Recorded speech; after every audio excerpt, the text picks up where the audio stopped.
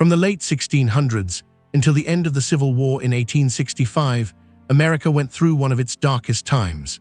In places like Virginia and Maryland, slave breeding farms and slave markets destroyed families and lives. Parents and children were separated not only by chains, but also by the ink of a pen in a ledger or the striking sound of an auctioneer's gavel. One of the most infamous figures of this system was Robert Lumpkin. In Richmond, he ran a place called Lumpkin's Jail. It wasn't just a holding site for buying and selling enslaved people. It was also a place of punishment and cruelty for anyone who resisted bondage. As the South grew, plantations spread across the land. White owners built grand houses and enjoyed wealth, but their luxury rested on the forced labor of enslaved men, women, and children. Cotton became the most powerful crop in the nation, yet its story is soaked in the sweat, pain, and blood of those who were forced to grow it. Even within this world of brutality, voices of strength and resistance rose up.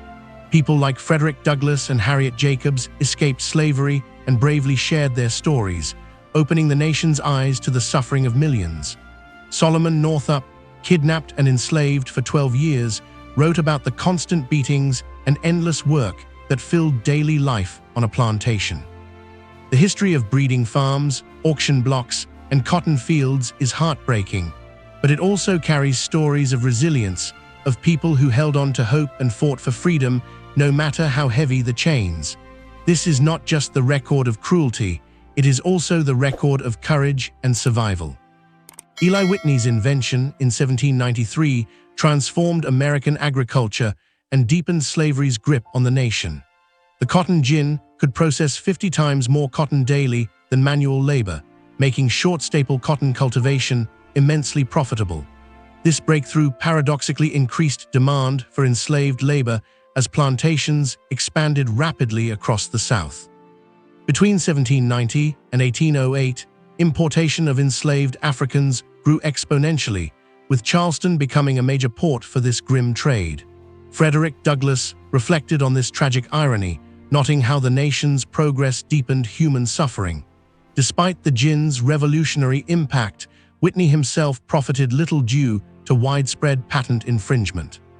The practice of slave breeding emerged as a dark cornerstone of American slavery after the 1808 prohibition on importing enslaved people from Africa. Virginia earned the morbid moniker of the breeding state, with operations like Robert Lumpkin's notorious jail facilitating both sales and forced breeding. Enslaved women faced systematic violence to ensure early and frequent childbearing. Harriet Jacobs documented these horrors in her autobiography, describing her master Dr. James Norcom's obsession driven by both perverse desire and economic calculation. Mary Chestnut, a planter's wife, noted the disturbing sight of multiracial children bearing clear resemblance to their white slaveholding fathers, yet condemned to bondage. These breeding farms tore families apart through calculated cruelty disguised as business practice. Cotton's dominance reshaped the American economy and society. By the 1830s, cotton exports comprised nearly two-thirds of all U.S. exports, making the South the world's cotton kingdom. Senator James Henry Hammond proclaimed that without cotton, they could bring the whole world to our feet. This economic power rested entirely on enslaved labor, with approximately 4 million enslaved people working primarily in cotton fields by 1860. The prosperity extended beyond plantations to northern bankers, New England ship owners, and Liverpool textile operators, all with stakes in this southern enterprise. Solomon Northup's account in 12 Years a Slave revealed the grueling reality. Enslaved hands worked from dawn until darkness in the cotton fields. Life under the cotton sun was marked by relentless toil and brief moments of resilience. Days began before dawn with the overseer's call, as enslaved individuals filled sacks with cotton under the scorching sun. Beyond field work, enslaved craftsmen served as blacksmiths and carpenters, while women bore additional responsibilities of cooking and childcare. Despite oppression, humanity flickered through whispered African stories, coded spirituals like "Steal Away to Jesus," and evening gatherings in cramped quarters. Some plantations allowed Saturday night celebrations, though Sundays often required tending personal gardens to supplement meager rations. Figures like Cato, who crafted violins from cigar boxes, proved that creativity could flourish even in darkness. The preservation of African culture became an act of resistance itself. Enslaved communities maintained traditions through drumbeats, storytelling, and the Gullah Geechee Creole language of the Sea Islands. Religion served as both refuge and rebellion tool, with spirituals carrying coded escape messages. Family bonds remained sacred despite forced separations, with terms like auntie and uncle creating kinship networks among unrelated individuals. Congo Square in New Orleans became a celebration hub where drums and dance provided temporary freedom. These cultural expressions weren't just preservation, but enrichment of American society, with even Halloween jack-o'-lanterns having ties to African folklore. Control mechanisms on plantations extended beyond physical brutality to psychological warfare. Iron collars marked runaways, while slave patrols roamed countryside deterring insurrections and capturing escapees.